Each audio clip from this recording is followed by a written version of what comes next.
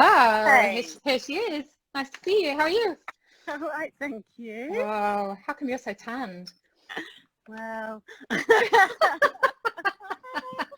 Oh, spending so, lots of time outside. yeah, absolutely. It's been nice, hasn't it? Really nice weather. Beautiful. I would like to introduce you to everybody. This is my very, very good friend, Mary Storrie from the Rosie May Foundation, founder and CEO. And today we're going to talk some leadership questions about your business. So do you want to just give a better introduction to yourself, Mary? Thank you. And I'd just like to say, Andrea, thank you so much for inviting me to kick this off with you, this series of chats. I'm feeling very honoured that we're the first one. I know.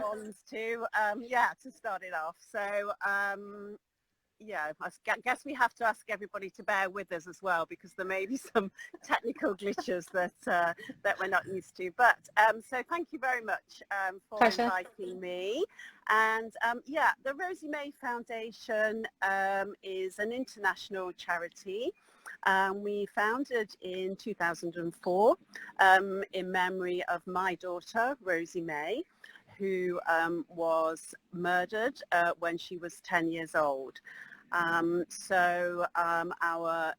aim is to create a living legacy, obviously in memory of Rosie May, and we work predominantly with women and girls, and we work mainly in Sri Lanka and Nepal to support women and girls to lift themselves out of poverty. We're all about a hand up rather than a hand out, and our aim is to obviously enable women to become independent and obviously to be able to manage their own families and keep their own children with them together, as a family unit. So we work with a lot of single parent mums to enable them to do just that. So Cool. Well, let's talk about you. wow.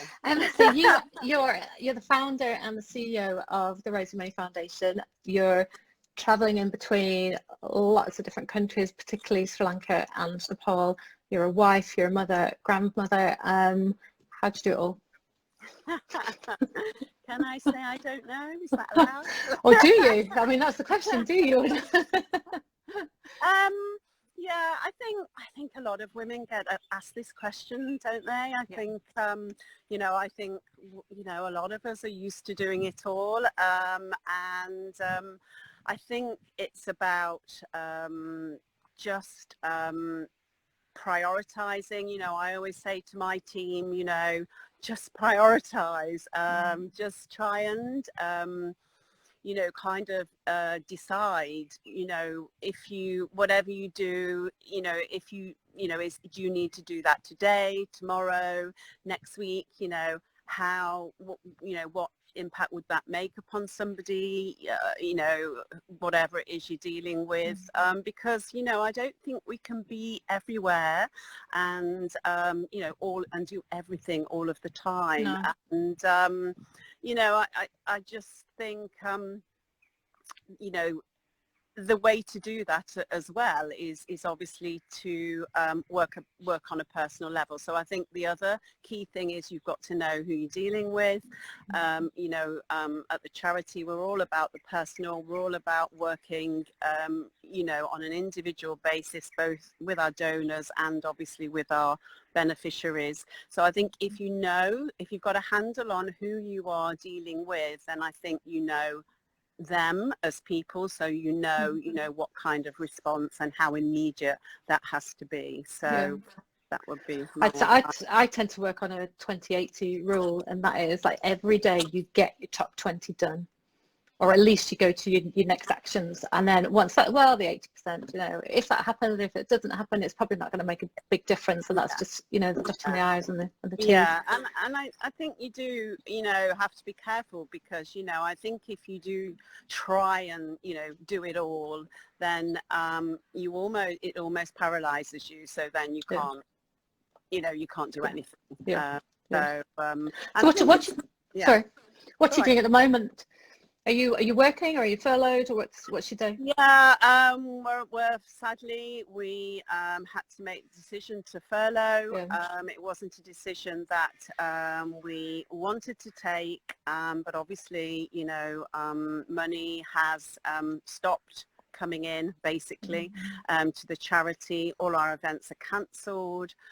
So we are just trying to preserve what we have, and you know, to be able to you know, continue. But furloughing is not really you know, appropriate, obviously, for charities, because we clearly need to keep the door open and not be paid to shut up shop. So it's a very challenging time for the Rosie May Foundation, you've done like loads of fundraising through events, haven't you, historically?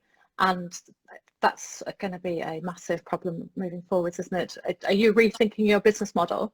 Yeah, we are. I mean, absolutely. And you know, I think you know, already, you know, if we look at, you know, our response to COVID-19, you know, we've completely pivoted our resources to help our local community. So here at home, you know, we've just we've just got to 1,500 deliveries in our local community to vulnerable people that are shielding, self-isolating.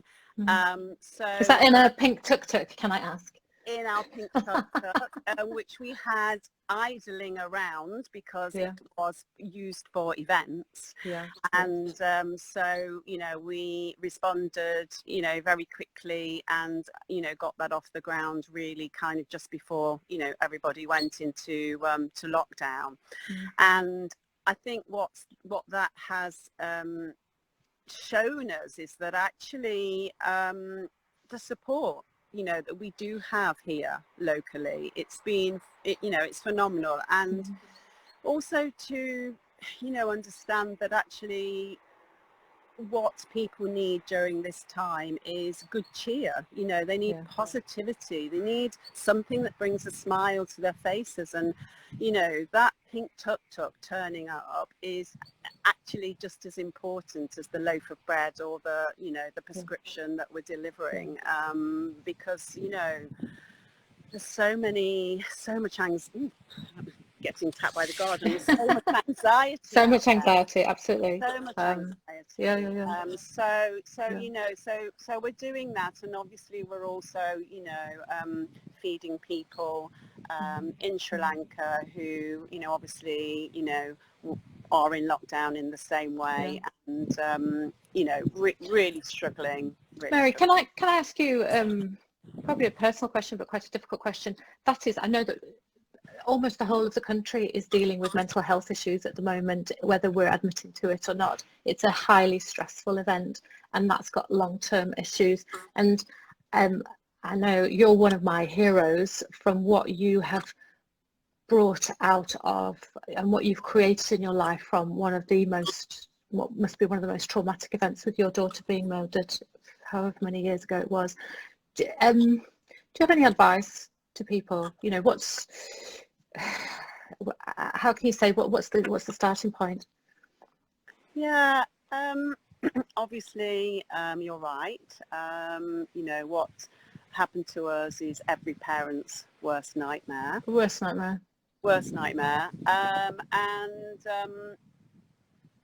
I think going back to those very dark days, I think the best piece of advice I was ever given was just get up in the morning and make your bed. And I think, and I followed that advice ever since, and this was actually, it's, 16 years ago now. Rosie May would be 27 this year. And that's the advice I've followed, because, this person said to me, if you only do that one thing, do that. And so I think, it sets your intentions for the day, it sets your foundations for the day. And you know what, that, some days that was the only thing that I did ever do. And I think it's just very small steps. Everybody, is different. And, so many people say to me, I couldn't do what you did. If that happened to me, I'd never be able to do, what you do. And, I just think, everybody's different. People respond and react differently. And so my advice would just be to, take every day at a time, tiny steps. And every day is still challenging for me. It's still challenging to get out of bed every day, and I think it will always be like that. So I have a hashtag, which you do know it. Tell us. It is hashtag every damn day. Every damn day, yeah. Because on a very personal level, I have to take myself out of my comfort zone every damn day to function. And I think that's, and I think a lot of people can a lot of women can resonate with that. And it's it works on so many levels. It works. What's your inspiration to keep you going? I mean, I know the work that you do, and you're partnering with Ash Nepal, that I'm chair of, working with trafficking survivors in Nepal, and you're working in Nepal and in Sri Lanka, and to do it year after year after year is, and with such intensity and focus. Again, I find that really awe-inspiring. What's your inspiration to keep going? I think I know my inspiration to keep going is the women. It's quite simple. It's the women, it's the girls, that we are able to work with, that we're able to help, that we're able to empower. And we're very much about grassroots, about working on a personal level. And I think once you've seen it, and you will be able to resonate with this as well, Andrea, is when you've seen how women manage in the absolutely extreme, challenging conditions that they do. That is my total inspiration. And I think we were having a little chat about this earlier, weren't we? And you said if I know that if lots of my friends were able to see that themselves personally, they would be completely inspired in the same way. And that's my inspiration, and also the biggest challenge, because these are people in faraway places that it's very difficult for us here in our Western world with our anxieties and issues that we have that are all connected to our Western lifestyles to kind of be able to connect with that. So we're just in 15 minutes, and I said, how fast does 15? No, I know, how fast does 15 minutes go? I think we needed 2 hours actually. Okay, what is your best piece of advice to us on closing? Okay, well, I think we have to go back to the make your bed every day, because I just think that is my best piece of advice to anybody, is just make your bed. And you know what, if you have the absolute worst day, then that you can go back to your lovely bed, which is all neat and tidy. And I think it's very apt for living in lockdown at the moment. Mary, thank you so much for joining me. Really appreciate it. You are one of my superheroes. And I'm sure everybody would be really interested to learn more. Do you want to just say your website name so that people can get on? We're rosiemay.com, really easy to remember.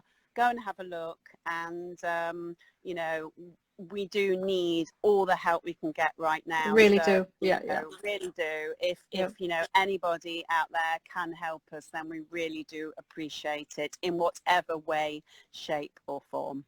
Thank you. Nice to see you. Thanks, Andrea. Catch you soon. Bye.